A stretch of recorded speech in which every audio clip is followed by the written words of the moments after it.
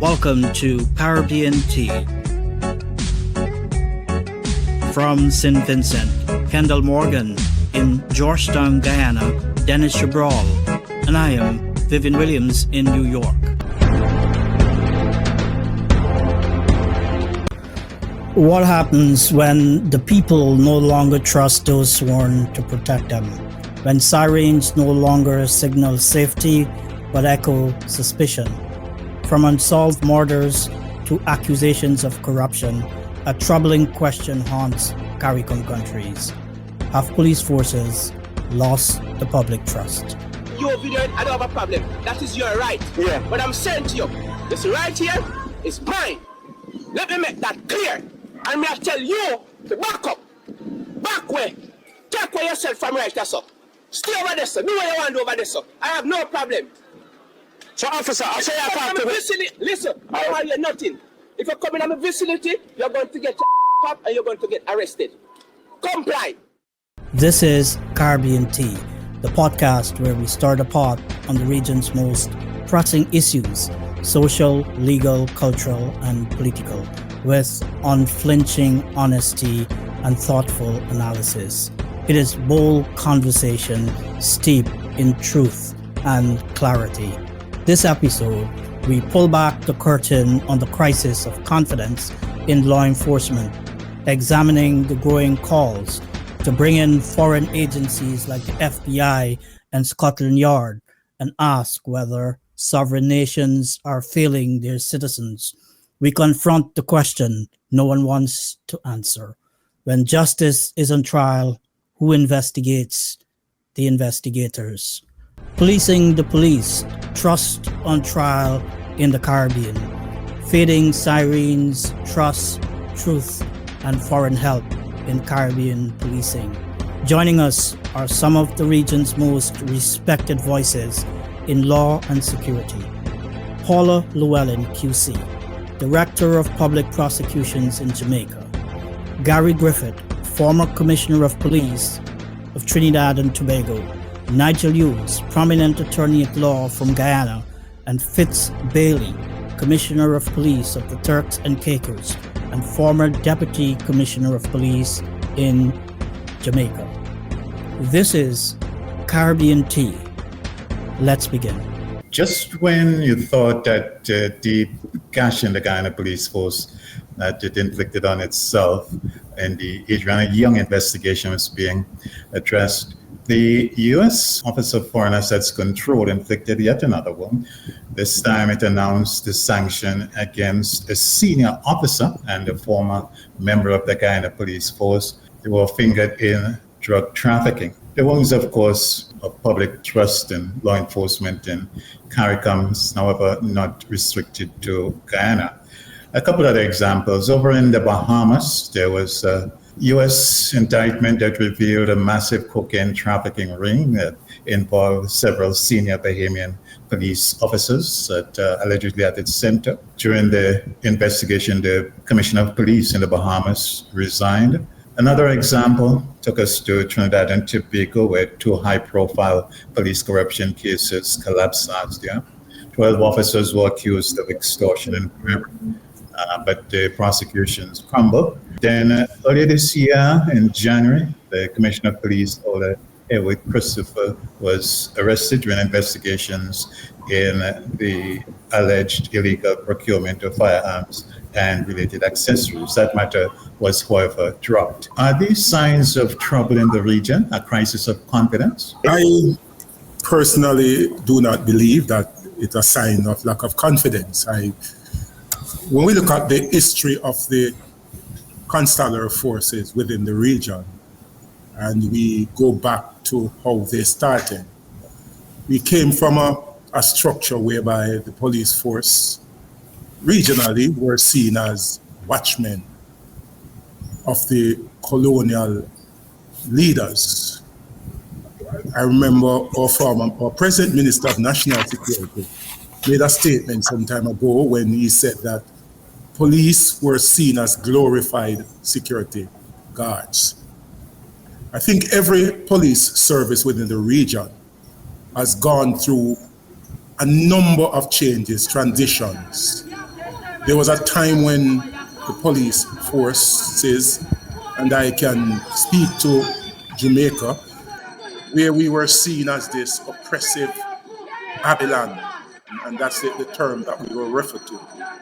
And there were constant, what I call, demonstration by the public regarding police abuse and requesting justice. But the force has evolved and transitioned and transformed.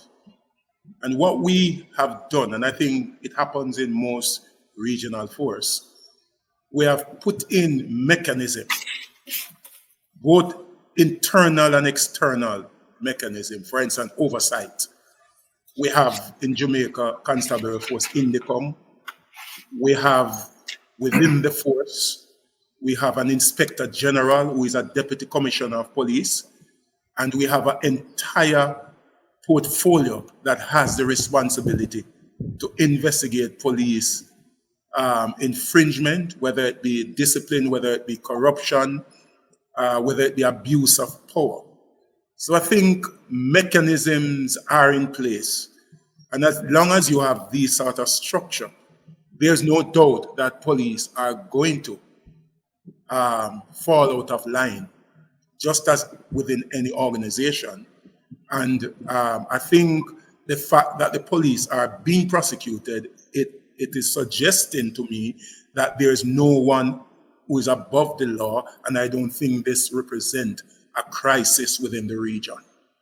I went ahead and looked at the whole concept of how do people look at confidence within law enforcement. And when you look at the various data, it is suggested that there is an increase in citizen confidence within the region, albeit that we may not attain the level when we compare to other more developed countries, but it is growing. So I don't think it is a crisis. Mr. Bailey, I'm sorry that at the start of the program, I may ask to differ in the Guyana situation. Let me start off with this caveat. I cannot speak for any other Caribbean nation with any level of confidence other than Guyana. I am familiar with what is going on in other Caribbean jurisdictions, but certainly not sufficiently informed to be able to make any comments. So my comments are restricted to Guyana. Guyana's history has been a little different from the rest of the Caribbean, and I'll just briefly try to touch on the history of the Guyana Police Force in independent Guyana. We had a period between 1969 and 1992 when there were questionable elections in Guyana, and the Guyana Police Force was actually seen as an extension of the arm of the executive or the party in power. And it played, in some cases, people would say, a dubious role in relation to what its activities were like.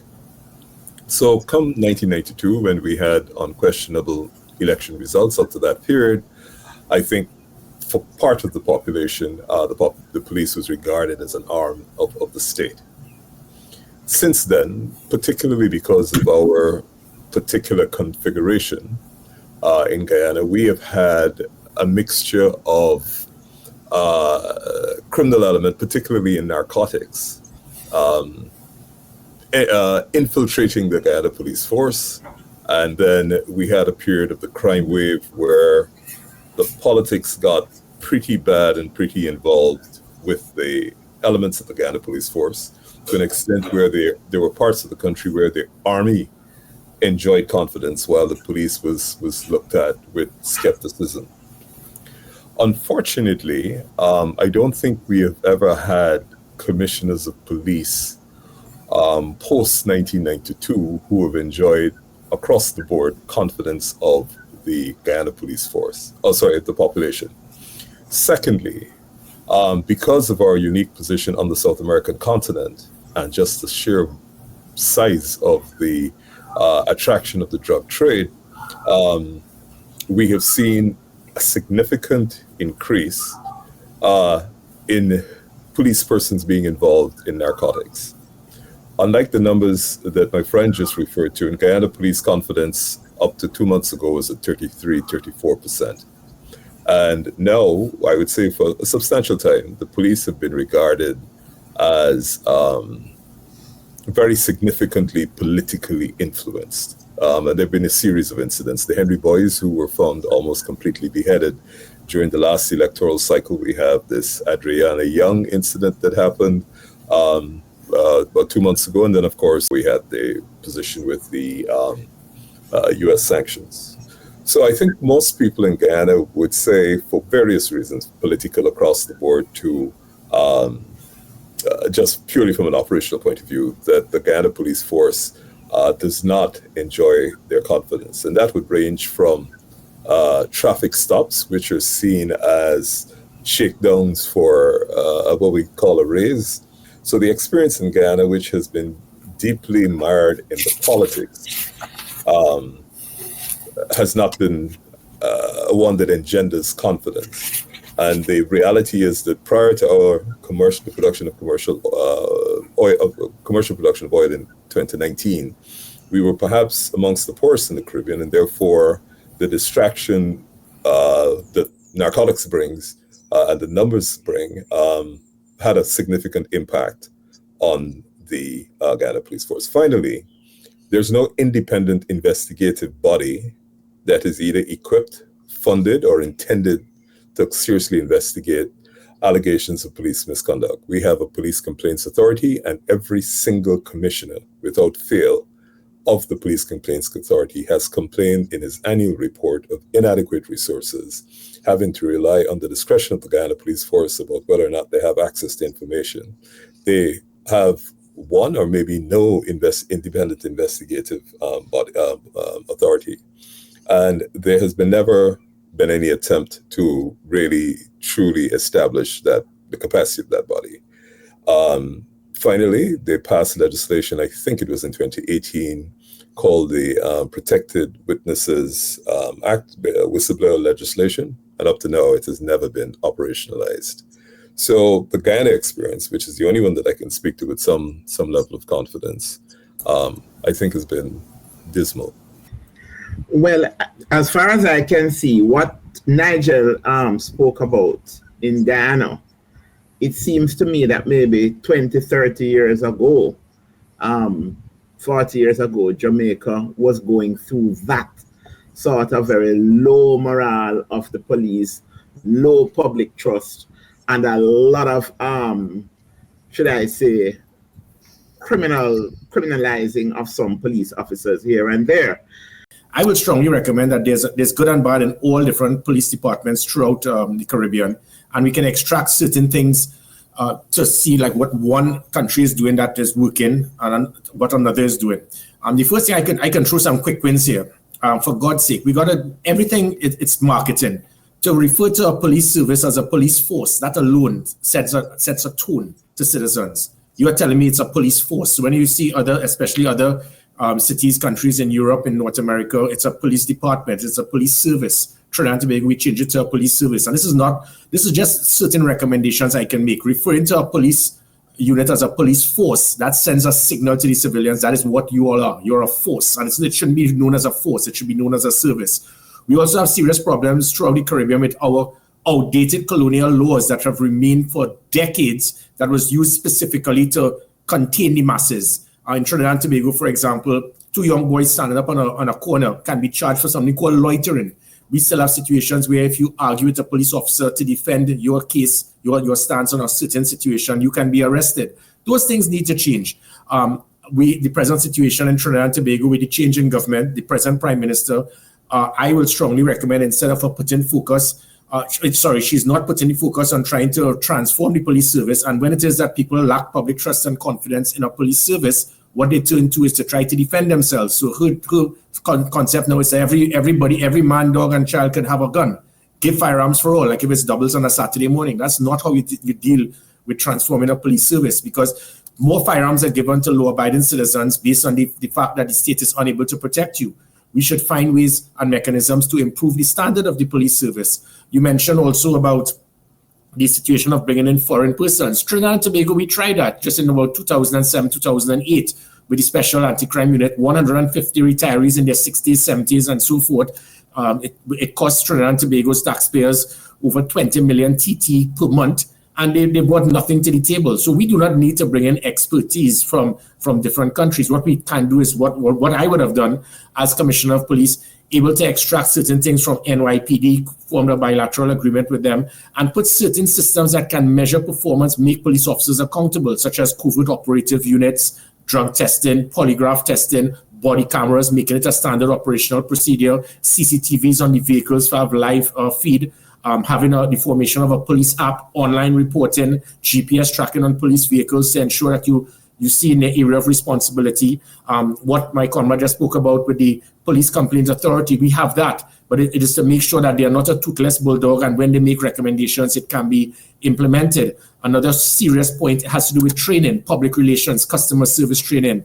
The Trinidad and Tobago Police Service, I remember when I took over, it was 14% public trust and confidence. On my departure, it went from 14% to 59%. In the United States, it's just about over 50%. So I think Guyana is doing much better than Trinidad and Tobago now, because I think it's now down to almost 8%. So, but it's not a change in the police officers. It's a change in administration, leadership, systems to measure performance and make police officers accountable. You do that. And finally, it's not just about consequences and charging police officers and suspending them.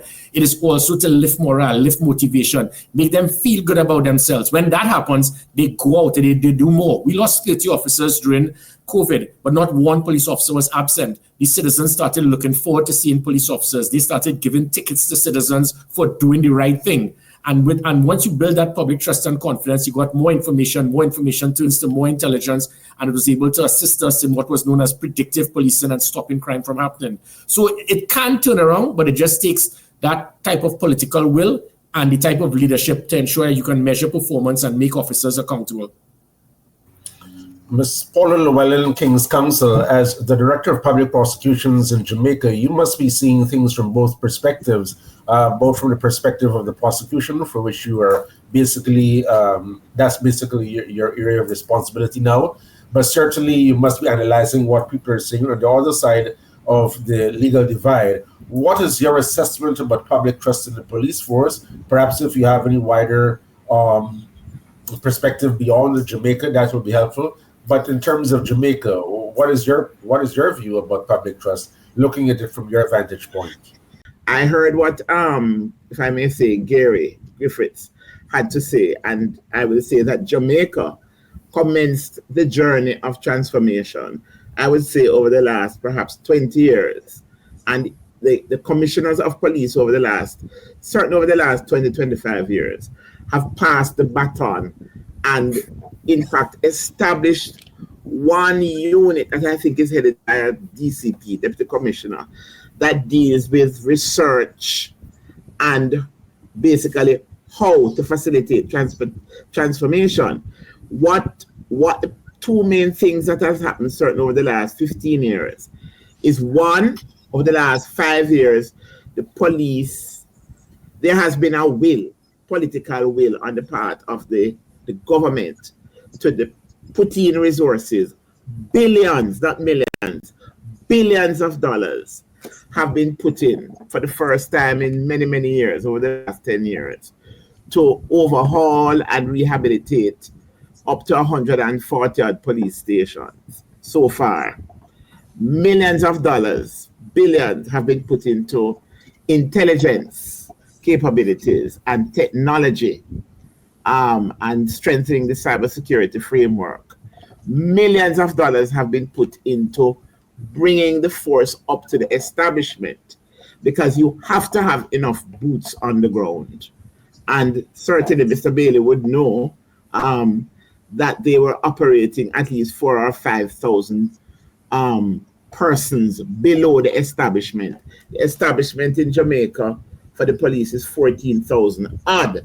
They are at that establishment, and they are now looking to mathematically decide, among other things, in terms of how many police per head are required to really look to see how many more police that we would need. But certainly Jamaica is at a good place now because INDECOM is an entity that with civil society and the political directorate on both sides of the aisle, as well as the public, decided at least 10 years ago, barely about 15 years ago, this is an entity that is made up very well resourced, and it is made up of non-police personnel. And they are responsible for holding police officers to account when it comes to fatal shootings by state agents, such as the corrections department, the army, and the police. And usually what will happen, they will send files to my office, and we make a ruling, making recommendations in respect of whether people should be charged. And it has been working very well. Also, the police internally have enhanced their capabilities to investigate themselves as well by putting iProbe, and as Mr. Bailey was saying, there's a deputy commissioner of police who is in charge of that. So now, presently, over the last year so far, in fact, I was at a big beginning of an expo that was put on by the commissioner, and he gave a guest lecture. There has been this year so far a 44% reduction in murders, a 20% reduction in major crimes. And all of you, if you have been to Jamaica, you know St. James is a tourist capital of the country. I think in May, I understand that there was only one murder. And last year, this time, Mr. Bailey was telling it was the murder capital in the country. And what the police have been telling me and what I've been seeing, so the transformation has been taking place because you have the will and you have a tremendous amount of resources that have been put in to enhance technology, enhance best practices, enhance where the police have to stay every day in the stations. The public's confidence, as Mr. Bailey said, they used to be known as Babylon. You really hardly hear anybody referring to the police now as Babylon. And in fact, the public are every time there's a confrontation where the police are defending themselves on the hunt for wanted men or dons, by and large, you have a lot of cheering from the citizens. Even when Jamaicans for Justice was trying to lead a demonstration the other day to say that there are too many police fatal shootings, it was not supported. It was hardly supported. I stand with the police. No safety. I stand with the police. When gunmen take down the police officer, you don't see JFJ come and protest. But now they are protesting against the police for taking out gunmen. I stand with the police officers. So the confidence in the police is up. But I believe, as Mr. Griffiths was saying, it is because there has been the will and a lot of resources. I would say in my 40 years as a prosecutor, it's the first that I have seen, certainly over the last 10, 15 years, so much resources being put into the police force. I want to jump in here with a perspective. First, I want to point out that there is that we must recognize a distinction between the level of crime or serious crimes in a country and the level of confidence in a country, confidence in the police. And I think Jamaica is a good example of this, where Jamaica has a high level of crime, but the level of confidence in the police in Jamaica is, I think it stands at about 62 or above.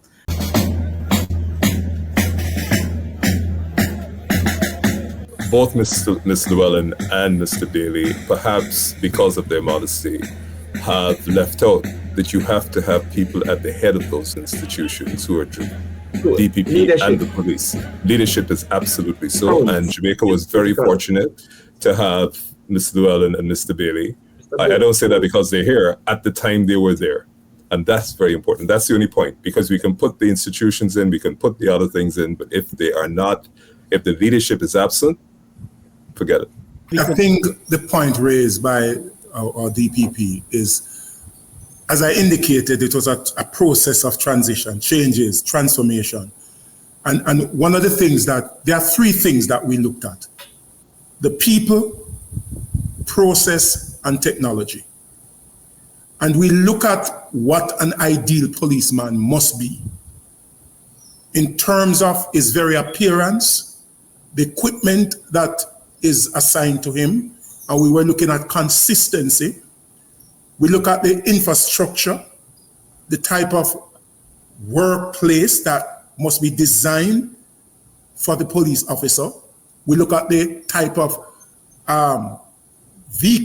purpose-built facility, and then we look at the processes that are relevant, that are necessary. And in that process, the accountability framework is very high, or was very high. And then we look at how technology, not just as a thing, but as a solution, could be used to support all that we were doing. And so we got that significant support from government, who understood that we cannot separate economic development from law enforcement. There's a nexus, and we try to instill in every officer the reality that what they are contributing to is not just being a police with a button and a firearm, but you are drivers of the economy. So I think, as Mr. Griffiths highlighted, the systems and the processes are very relevant that transcend a particular individual. And how do you institutionalize this? So that if a commissioner comes, he can't just willy-nilly change one of those. It's like passing a button, and you continue and you do your leg. And we have seen that investment, and what it does also, it lifted the profile of the police force, so that we don't get what I call the what left. People leaving university have that passion, want to be a part of it. It's not just high school students. The majority of our police officers are university graduates because of the transformation that have taken place within the force. So I want to return to the point that I gather from what is said so far. Jamaica and Trinidad, I think, are indications of hope that other countries in the Caribbean could, in fact, achieve high level of confidence in the police force. But I want to show a graph, and I want to discuss and get some responses in this discussion about confidence in law enforcement in the context of what we see in this graph. What this graph shows is confidence in various agencies and arms of government. And we see the police force, Congress, the president, and the Supreme Court. So you have the police as the sort of enforcement agency, the legislative agency, Congress, the executive office, and the judicial branch of government. And what we see in the United States, even though confidence is not above, for instance, Jamaica as present, that the police force soars above all of the other arms of government that are significant. But whenever we talk about lack of trust and lack of confidence in the police force, that seems to be a trigger, a lightning rod for discussion. And I wonder, Mr. Hughes, how do you position your discussion with the great lack of confidence in the police force in Guyana in the context of what might be also a lack of trust and confidence in other institutions, as we see in the United States, where it is also extremely low, below that of the police force. Is it really just a crisis of trust in law enforcement? Thank you, Vivian. I think the short answer to that is there is a significant lack of trust in our institutions generally. If we were to take the National Assembly, which is our parliament, I would say the confidence level there is either at the same level of the police, 33, 34, or lower. And that's because of the very unique political system that we have, which doesn't really allow participation.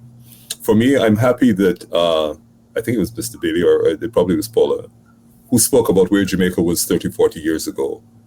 And we should really use that example in Guyana as instructive of how you move from what is really an appalling situation and the institutional changes that you have to make.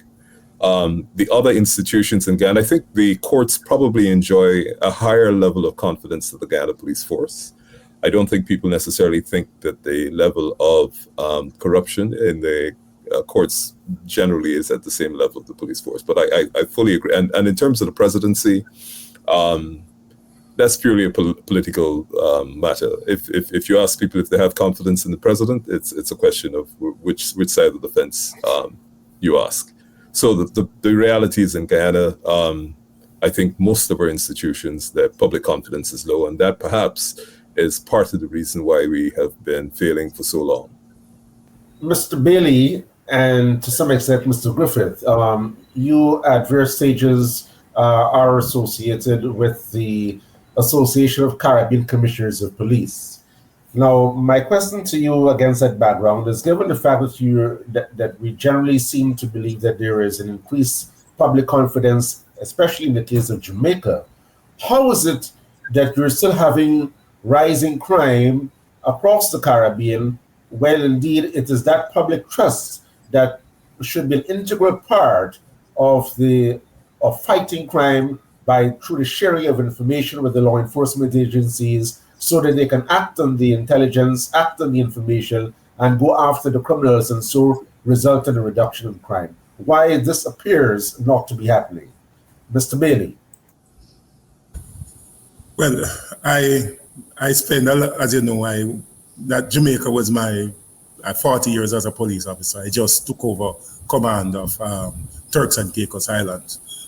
But we ended our conference just a few weeks ago, and we spent a lot of time looking at violent crimes within the region, looking at guns and the flow of guns, the gangs, just transnational organized crime, and how we can, as a body, forge a greater partnership, create greater synergy in supporting each other. In Turks and Caicos Islands, I currently have 9 members of the Barbadian police force working. They came the week of the conference, and I got 30 members from the Jamaica Constabulary Force, tactical members, to assist with the proliferation of violence within Turks and Caicos Islands. And there are other members of CARICOM who have actually committed resources to support. So we understand that violence and organized crime is a business, and sometimes, even though you may get the information and the intelligence, critical to that is what I call the intelligence and information are not really evidence. And how do we convert the intelligence into evidence? People generally sometimes are wary of associating themselves with the courts. The environment in which we live, especially in small countries, it's difficult for people to hide their identity if they decide to support the prosecution. Whilst we rely on technology to a great extent, technology alone will not solve the problem. And so it's a process. What we have put in place in some of the countries, we know that we have a vibrant witness protection program. In Jamaica, for example, we have one. in Turks and Caicos, I am trying to develop one that is very effective and robust. And I think we also spend some time, whilst we're at the conference, we spend some time looking at how, as a region, we can have a more structured witness protection program, and how regionally we can help each other. And I think that is critical if we are to impact on crime the way we want to, because there's no doubt that the physical witness is important, and we also have to safeguard. And how do we safeguard those individuals in these small islands? So we are looking at method to deal with that. But if I may just say something regarding the question that was asked. Oftentimes, the police officers are seen as the judge. The public do not necessarily take out the pressure. When the criminal justice system fails, sometimes it is the police that are blamed, and the criminal justice system is not looked at. And I think sometimes there's a misrepresentation, the police, in terms of confidence, because if a victim of a crime loses his or her case, sometimes the blame is placed on the police, and there are many times where the criminal justice system failed to deliver to the specific individual. I think that is very important as we look at the whole issue of confidence as well. Mr. Griffith, is the public trust filtering down to or up to the police echelons, you believe, so that they can use that information that they're getting to convert into intelligence to go after the criminals? Well, again, going back to Trinidad and Tobago,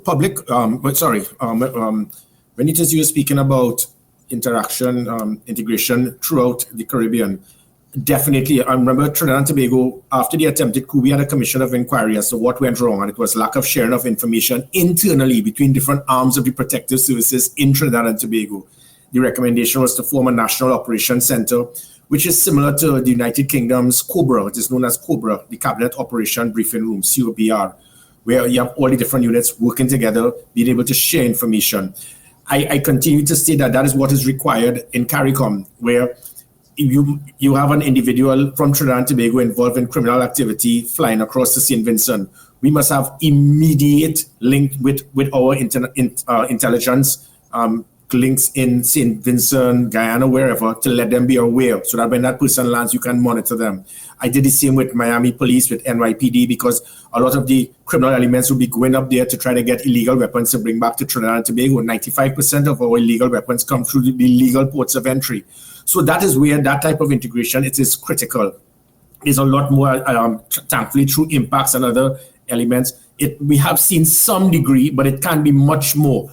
I can even refer to the point of, as Fitz mentioned, a witness protection program, when persons leave one country and they can actually be secured in another. We can actually look even as it pertains to felons. Where in Trinidad and Tobago, we have persons who actually major criminal elements are arrested, they are charged, they are convicted, they go to the prison, and they control the prison because the amount of control that they have, they pay. One person got 4 cell phones. We seized 4 cell phones in one day from one prisoner. Every time we seize his phone, he got another one from prison officers.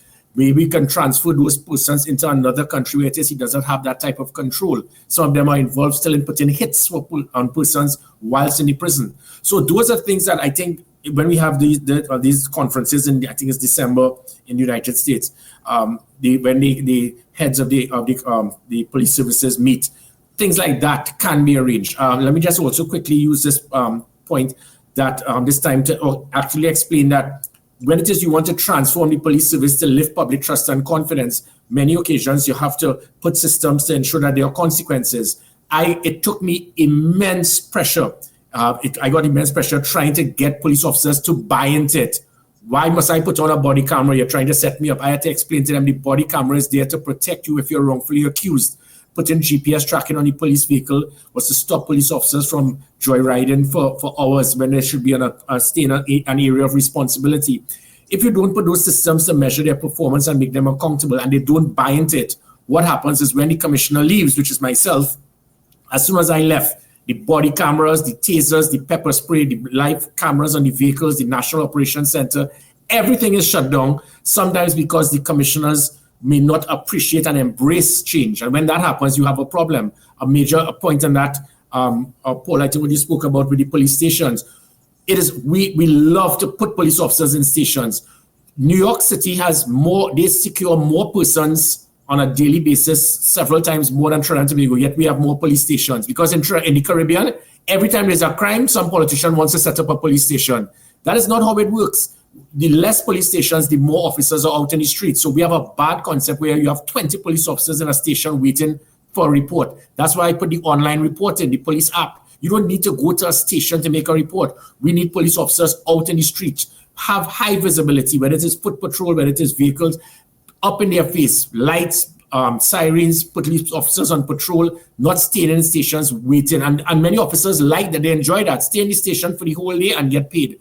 Get out there and do the work. You just need 1 or 2 persons in a station, not packed with police officers in a station and then getting paid for it.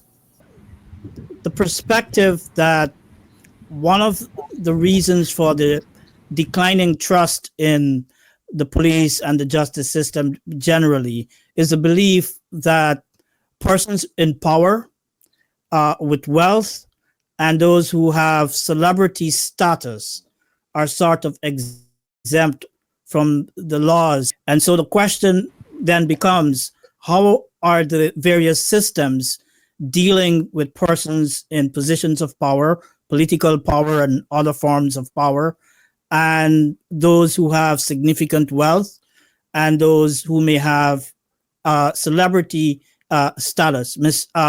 Madam DPP, I know that you have had a number of such significant cases and would have felt the weight. It's okay, you can call the name Vibes Cartel. I think that is Vibes what Cartel, we're talking about.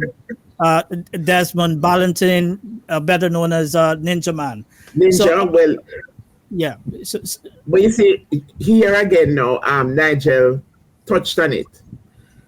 Sometimes it's really a coincidence of good leadership. Fitz Bailey and I have been DPP. I'm demitting office in late September, but I've been DPP for at least 16 to 17 years. Fitz was Deputy Commissioner in charge of the investigation of crime for at least a good few years. So the synergy between, well, the both of us are very upfront people and we were strong leaders. So for example, we were able to have very good big prosecutions. So you have had good prosecutions of police officers. You have had good prosecutions of celebrity persons. You have had good prosecutions of millionaires or multimillionaires. A gentleman, Beaches Stout, murdered 2 wives, and we were able to prosecute him. He alone, he had 5 attorneys, and we prosecuted him successfully. We have also been utilizing the plea negotiation legislation a lot. So the synergy between that has certainly developed over the last certainly 15, 20 years between ourselves and the police, we are able to offer case conferences. The police, I have an open door policy. When the politician, the head of opposition business in the house, his baby mother and daughter were killed by another baby mother. Right at the beginning of the investigation, Mr. Bailey and I consulted. One of my deputies were assigned to it, and several of his detectives consulted, and we were able to track each other and case consult right throughout. And we now have, we were able to get 2 of the guys to do a plea deal, and they are going to give evidence against the baby mother who set up the hit and 2 other guys. So we have been fortunate. The gang cases, the same thing. When the gang legislation came out for about 2-3 years, it wasn't working. The police were, they didn't have a handle on it. They would say that they have charged people under the anti-gang legislation. And when we got a file, we saw that we could only charge and prosecute the predicate, indict and the predicate offense. In other words, instead of facilitating murder under the anti-gang legislation, we could only indict for the murder. But what Mr. Bailey and I, we sat down and we said, no, this gang legislation, we have to use it and use it successfully. So I set up an anti-gang unit in my office, and he had his anti-gang CTOC department work very closely with us from the very beginning. And that is how we were able to put together. We did 1 or 2 cases, didn't do too badly, and then we had the big one with 33 accused before the court. And I think we did very well in terms of getting the conviction of about 17 of the top tier plus the leader of that which is one of the biggest gangs in Jamaica. We also prosecuted the Don who was in charge of the biggest gang in Jamaica. But all these big cases had to have a sort of synergy, very close between the prosecution and the police, even from the investigative stages. And as Nigel said, leadership matters. Because let me be frank, if you're going to have a weak DPP or a weak head, a weak commissioner, you're going to have a problem, even if you try to put the systems in place. So leadership, I must confess, does matter. And the public's confidence grows when they see these big prosecutions of what I'd call the big guys. Also, we communicate. I issue press releases explaining what we have done in high public interest matters.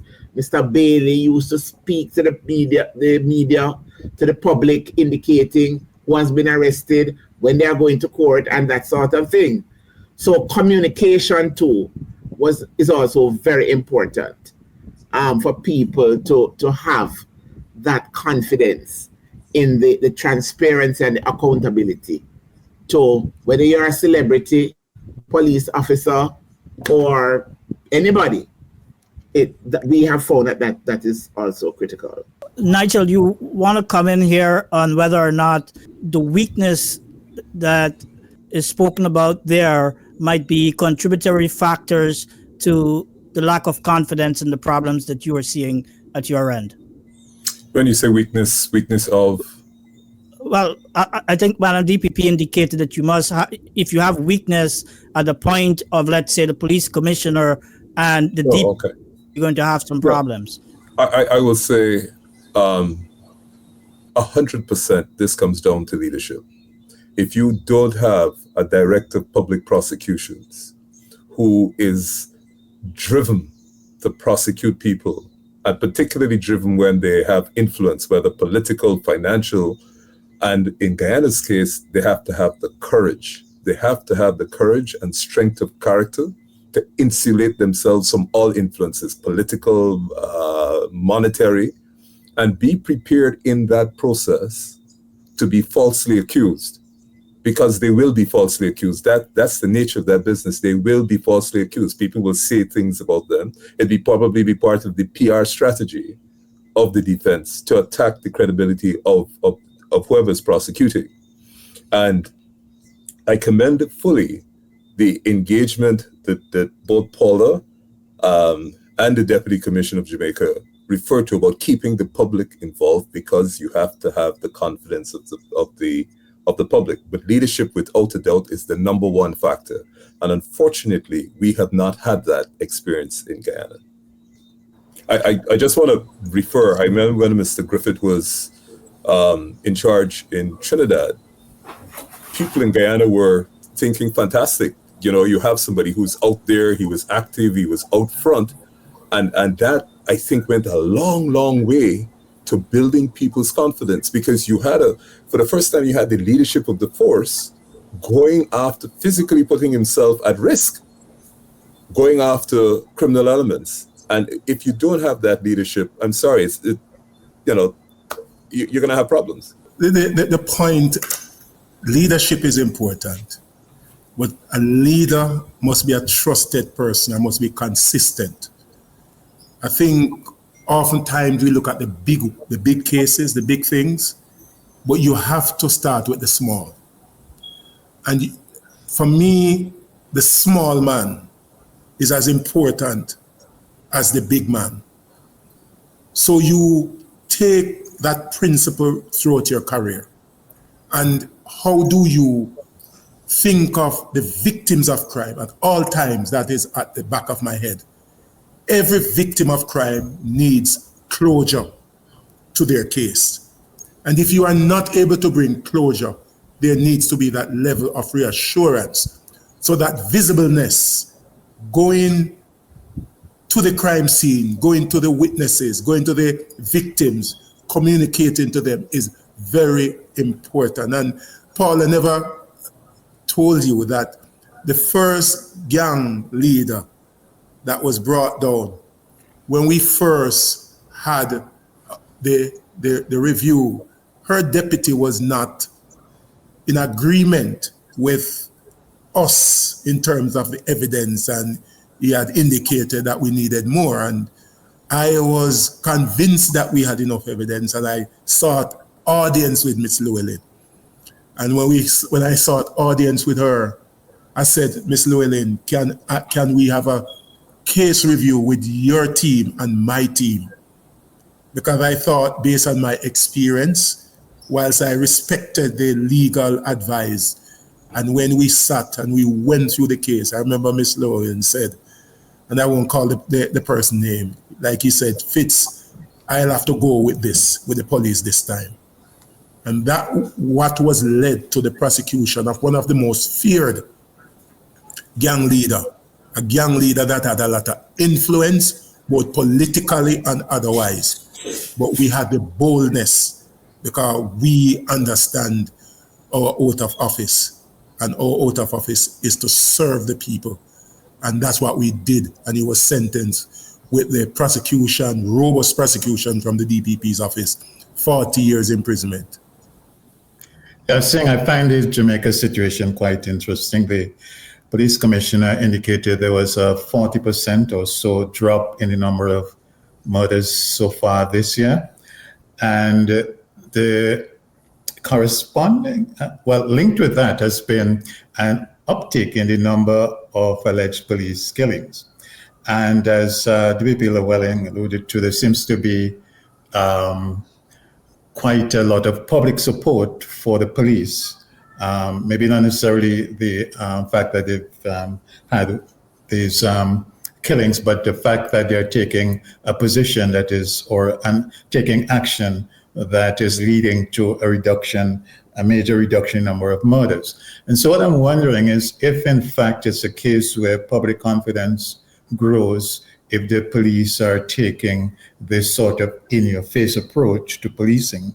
It's I'd like to hear from DPP and perhaps Mr. Bailey, but also from Mr. Griffith, who, as Mr. Hughes just alluded to a while ago, seemed to have taken that sort of in-front approach during his policing period in Trinidad and Tobago. Yeah, well, one of the issues with myself, I think, but I know Jamaica, you all had a previous military officer as well, who was a commissioner of police. And because of my military training, it was heavily into leadership by example. So we would have gone into volatile areas. And what my style was to always be prepared to do everything that I am asking those persons under my command to do. And that type of leadership by example, it lifted morale. It got officers to realize, okay, our seniors are not just upstairs in an air-conditioned building whilst we are out there taking the fire. I mean, yeah, there were 43 death threats on me within that 3-year period. Thankfully, none was successful. But if it is that you don't have that type of leadership by example, it can affect the morale of the police service. And it happens with everything, whether it is a sporting team, whether it is in the military, whether it is a business, you stay, you work until the end. Instead of just delegating and directing. And I do hope that we can look at the benefits that we would have seen and not just put a broad brush to discredit the law enforcement officers throughout CARICOM. Thankfully, what we would have heard in Jamaica, it can happen. Again, When we criticize the Trinidad Tobago Police Service now, it's the public trust is just less than 10%. But these were the same officers, by and large, when it was 59% just 3 or 4 years ago. Almost the same number of officers. So it is not the officers. It has to do with if you put systems to measure their performance, make them accountable, provide proper training, make sure that there are consequences. You do all of these things. It will lift public trust and confidence in the public. It will get the police officers to feel good about themselves. And then when you mesh that together, it assisted us greatly in getting information from the public that they were initially reluctant to, because of the same perception that you all are just trying to be police, you all don't care about anyone else, you refuse to arrest the big fish, all of these things. So yeah, we were able to arrest a senior government minister, but we were also able to clear the present Prime Minister on 2 different matters pertaining to email gate and some plant-like substance around her home. So we never bothered to target someone just to say we have to arrest somebody big to make us look like we are doing our job. We have to be impartial. We have to take its course, and if it is that there's enough evidence, then we will be able to arrest persons, whilst at the same time never abuse our authority. If I may comment, I think that when you are dealing with violent crimes, you have to be up in the face of these guys within the framework of the law. You can't behave as if you're a coward. As a leader, one of the things that I adopted is I wasn't afraid. I mean, they have issued all type of threats. I drive through any of the communities without fear. I go on crime scene with my officers. I go on operations with my officers. Just as Gary said, and just be impartial in the execution of your duty. But I also want to say that the JCF, what we have also done is more like codify some of our processes, where a lot of our services now are ISO 9001 certified, including our investigative process, our emergency processes, the officer, most of our services, and we have to ensure that we maintain that standard. We have done what we call a revamping of our inspection process, and we have actually trained a significant amount of internal auditors, qualified auditors, to do the inspection, to prepare the force, because we have random inspection from the ISO team.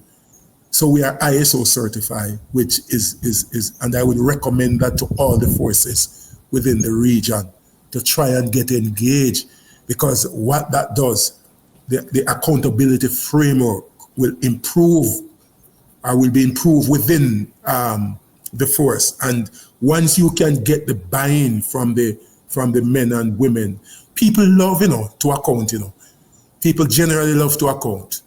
And so that is one of the, if I should say, the blessings within the JCF. Not only that, our programs that we offer at our college, there are over 300 police university or colleges across the world. And Jamaica Police Academy, or police college, is among only 33 that have been internationally certified. So we have done a lot of things to certify our programs and to keep us basically alert and maintaining a certain standard within the JCF. There is one other big issue that I want us to touch on before we take our leave, and that is this increasing call for foreign agencies such as the FBI and Scotland Yard to come in and to address high-profile crimes, high-profile incidents, considering the fact that we are talking about sovereign nations with decades of independence. What are your views with respect to calls for the involvement of foreign agencies, and what might be the parameters if they are to be involved? How could they be meaningfully involved without sort of compromising the sovereignty and the integrity of our local law enforcement? Yeah, but you know, to start, well, let me. Trinidad and Tobago tried that under the late Patrick Manning as Prime Minister with the Special Anti-Crime Unit. As I mentioned, 150 retirees, most of them were police constables from the United Kingdom, and it was the highest crime rate in the history of Trinidad and Tobago at that time. And the public, they were not comfortable by, and they saw it as these foreigners coming here getting taxpayers' money, and it was not accepted. What I can state, however, is that relationship between different arms of the protective services within the Caribbean is helpful.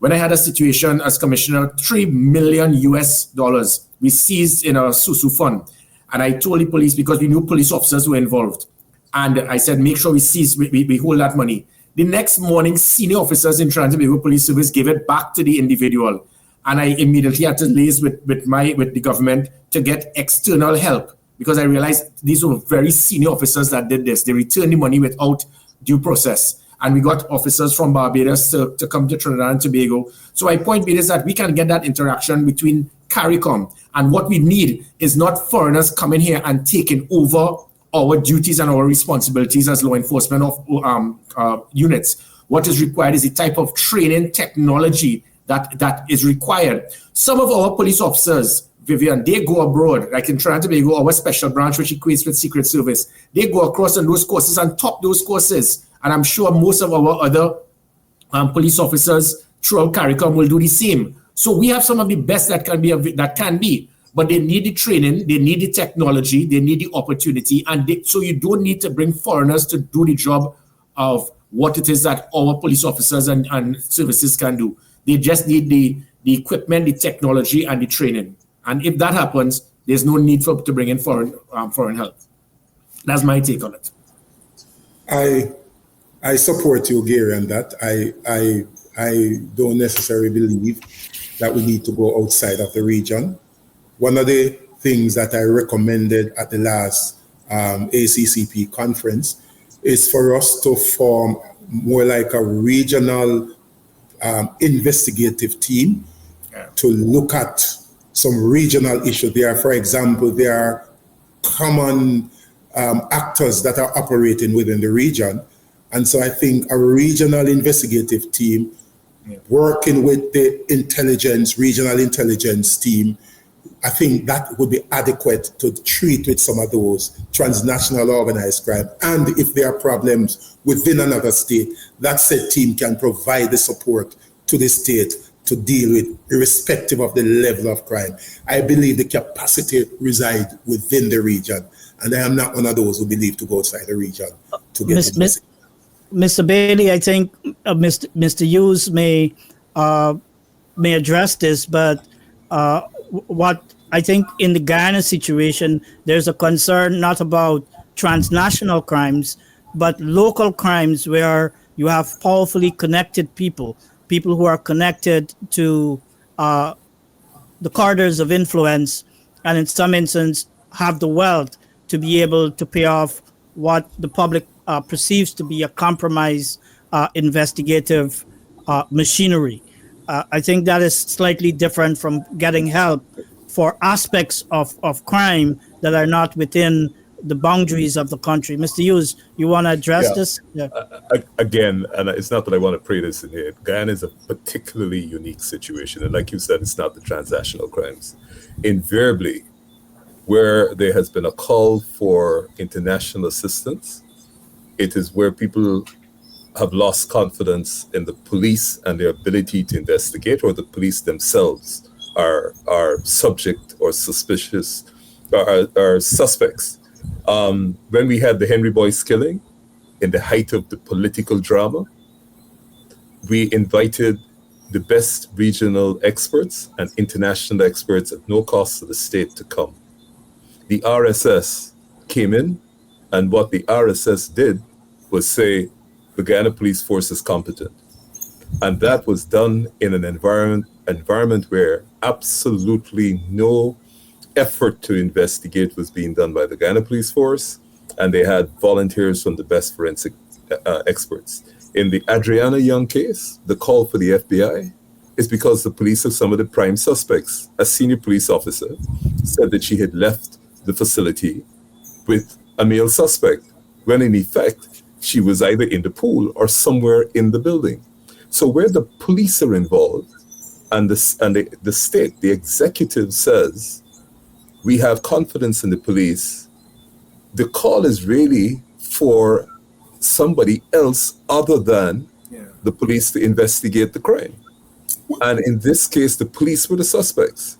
Now, unfortunately for the RSS, because of the stand they took back with the Henry boys, it was perceived as political and attempting to clear the police and the government, because people don't see a separation.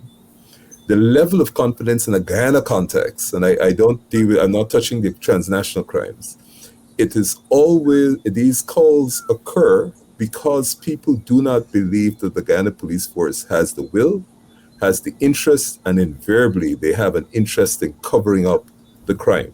So I don't think it's a case where people are asking generally for the FBI to come in. But in this case, the reason they're calling for the FBI, this is in Adriana Young's case, is because of the superior forensic capacity and the fact that the police themselves, their actions were suspicious. And unfortunately, because the way the RSS's previous actions are classified as political and attempting to whitewash the inaction or the suspicious actions of the Guyana police force, there is naturally a level of lack of confidence in the RSS. But it's in those peculiar circumstances. And the other point I will make, it's the only time that there is a major drug bust, like there was the other day that led to these sanctions, $250 million worth of drugs found, it's when the US assists or some foreign agency assist, and invariably when they assist, they do not assist with the cooperation or collaboration of the local police force. So the things in Guyana are bad. They're bad. And I wouldn't attempt to say that this is occurring throughout the region. Guyana is a special case, and we really need to take lessons from where Jamaica was in the 70s, where, policing was politically connected. And people used to celebrate whether it was the cop that went out and took out people or gang lords became.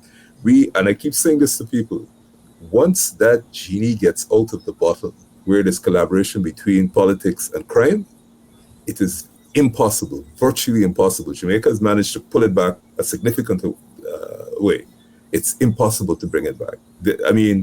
Once the politicians and the criminals, especially the narcotic criminals and the gun runners, get in bed for temporary solutions, the whole society, especially if your institutions are weak and your culture is weak and easily influenced, it takes a whole cultural revolution. It's not just the police force. You have to have leadership. You got to have leadership and commitment where people say, hey, I'm sorry, this is not going to happen in my country, and you need the leadership. You can't get it. You're not going to get there with weak leadership. You need people who are prepared to go down the line. And going down the line is not easy, as I'm sure Mr. Griffith, Paula, and Fitz know. The kinds of things that people will say to you, it's not easy. Your family gets affected, and you need committed people. And I like the fact that Mr. Bailey said you have to have consistent conduct. So it can't be a case where your conduct is perceived because this is a high-profile case. The man in the street, the man in the office, the woman who's an executive, all of them have to have that confidence. And so, for me, from a Guyana perspective, leadership, and like I said, we have a unique case. Madam DPP, and then we'll come back to the final words. Your take on this? Well, I agree with what Nigel said, as he has indicated. Jamaica, all that you are describing that is happening in Guyana, we have been through it. Whether it was corruption as it related to drugs, or there was a time when it was the police who used to give the licenses for guns, and that was a big corruption mess. So you have an entity, FLA, that operates under strict protocols. It's a question, it's a journey. And at the heart of it, looking back, you have to have the will. The political directorate on both sides have to have the will. And what we were fortunate within Jamaica, you have a very strong civil society component. And the civil society, irrespective of the political directorate in power, you know, they were there beating the drum. We have to transform the police. It got so bad that at one stage, I remember some people were saying that they need to disband the police. They need to disband the police. However, within the police, I think Fitzwood, you said it started when you got the police commissioner from the military. What, the transformation? No, remember, the transformation started from Mr. Forbes was commissioner. We had that review that was done, and Francis Forbes started that process. Yes, from Francis Forbes. And then thereafter, each commissioner down the line took it a little bit more. And after a while, it seemed to me that the police within themselves started feeling better and better about being accountable. And now we're at the stage where I think the other day, the police got a good increase in salary. And secondly, certainly under this commissioner, promotions are moving much faster and much better. So I would say you have, you know, the motivation within the police has been growing and growing. And with the great investment that the government has made in updating the stations, and state-of-the-art headquarters are being built in Westmoreland and Spanish Town, and also another huge one. And when I say state-of-the-art, if you look at any complex in North America or England, it's not going to have anything over those particular headquarters when they are built. So it's a process. But Nigel, as you have recognized, it takes the will to put in the systems on the journey and to maintain that will. It takes a lot of will. Because as Fitz said, I have come under, when the Vibes Cartel matter was being tried, I got a credible death threat, but it didn't deter me in the least. You know, and as Fitz said, you have to just face down these guys. At home here, I'm known to be, you know, I have a broad back. I say it all the time. But you maintain that consistency in your conduct, in your integrity, whether you come under political attack or otherwise. Everybody knows that you are going to maintain course. And within that, you derive a lot of confidence coming from the public. It takes a will, and that will probably comes from first having a conversation about issues like this. We could go on and on talking about a matter of this nature, but I think we have detained you much longer than we should have.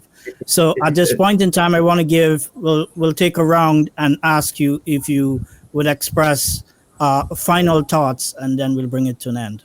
I'll go first. I just want to say that policing is not just a job, it's a service.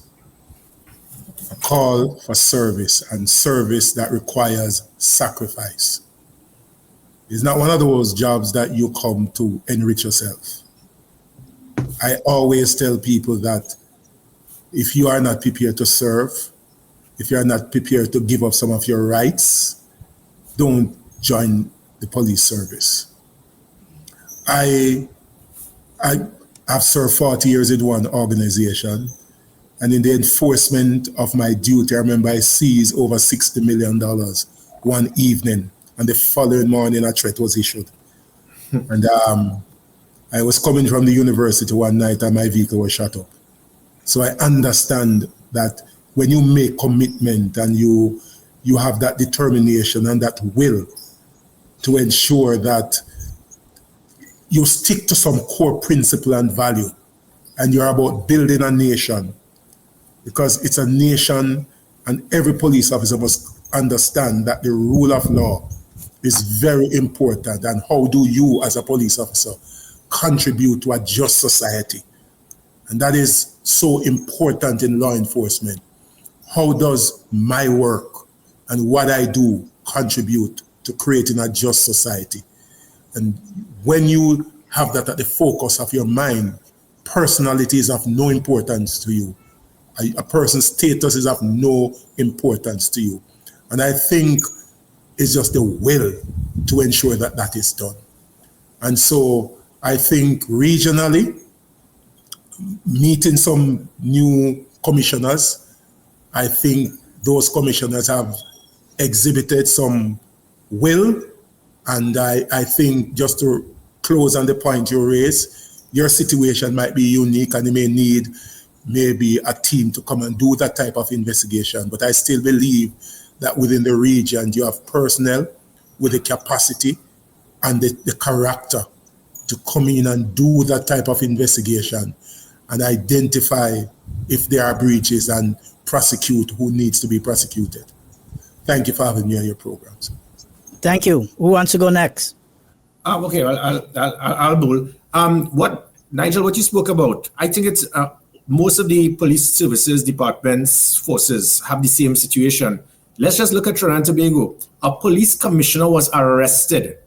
And when it is that the attorneys in the police service, the police officers who arrested her, they were either as dumb as they could get, or it was a deliberate attempt to embarrass her. Because everything that she did was within the law. The commissioner of police has full authority to issue semi-automatic weapons to anyone.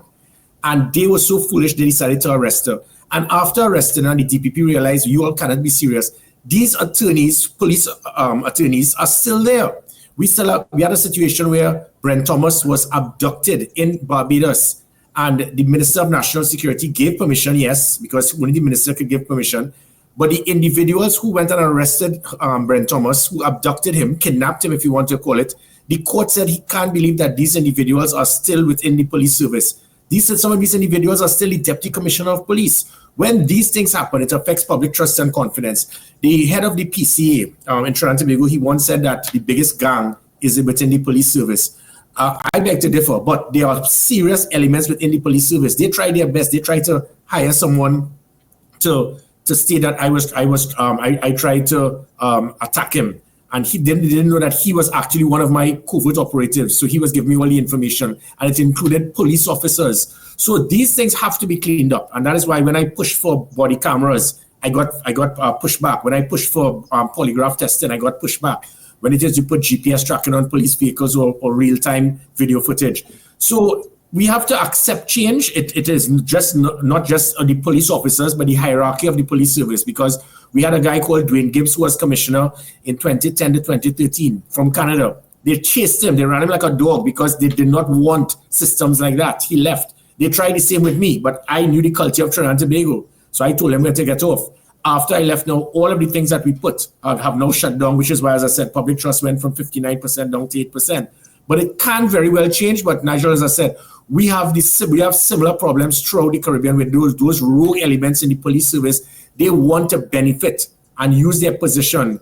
And when that happens, that is what erodes public trust and confidence in the police service. My plea is regional. I am a more than 110% a Caribbean person. And we have seen real talent, and we have living examples in Jamaica, which was perhaps that they had the greatest challenge. I want us to be able to access, certainly as a Guyanese, the skills and the talent that exists in the region to be able to come and assist us in Guyana.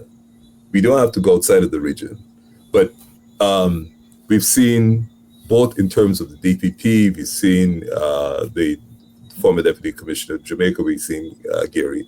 I want us to be able to access their experience at an institutional level and be able to have the forces throughout the Caribbean, one, identify the beginning of problems where other people have or other nations have experienced it, and therefore at an early stage intervene. But if we as a small people in the Caribbean can have access to the best and brightest in law enforcement and in the prosecution so that they are available regionally with their experience, that would go a long way in designing programs and assisting both the investigation, prosecution, and hopefully the conviction after due process of those people who have challenged us. And I really would like nationally to be able to have that sort of access come in and redesign our programs. Otherwise, we keep reinventing the wheel in every country, and that's a tragedy. Adam, DPP? Well, coming from the lecture yesterday, I'm going to quote Deputy Commissioner of Police Warren Clark, who Fitz knows very well. He is in charge of strategic operation portfolio. And he said at the Commissioners' Conference in May, and I quote, Jamaica's journey shows that success lies in integration, not isolation. Laws must be enforced. Intelligence must be shared. Communities must be protected, not feared. Technology must be embraced. And partnerships, regional and international, must be deepened. I close by saying that along with that, it takes leadership, courage, and the will from all concerned in any of our societies in the Caribbean, and a commitment to service above self, to go on that journey and continue that journey of transformation in respect of our police forces, our services, and our criminal justice system, to continue to protect and enhance the confidence of the people of this region in our respective institutions. Thank you very much for your invitation. Vivian, just allow me to say that I applaud your efforts. I applaud the effort of Mr. Morgan and Dennis. I think this is the beginning of regional discussions that we need to have to not only educate and inform our people across the region, but also find real solutions to real problems. So I do commend you for it. Okay. Thank you very much to the panel. I also want to commend you for agreeing to come on this program. As we search for the leadership and the will, we must also begin the conversation by which that search could bear fruit.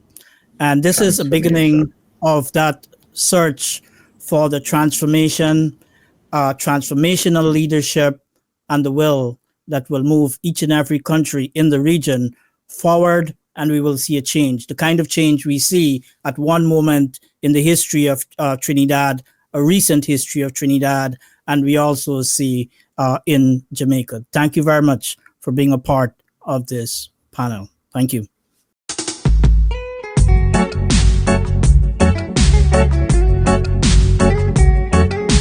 This is Caribbean Tea. We thank our distinguished guest, Paula Llewellyn, King's Counsel, Attorney at Law Nigel Hughes, Commissioner Fitz Bailey, and former Commissioner Gary Griffith for joining us for this vital conversation. And to you, our viewers and listeners, the conversation doesn't end here. Share your thoughts, demand better, and help shape the region's future. If you found this discussion meaningful, please subscribe and share. Don't forget to follow on Spotify, Amazon Music, and all major platforms. This is Caribbean Tea.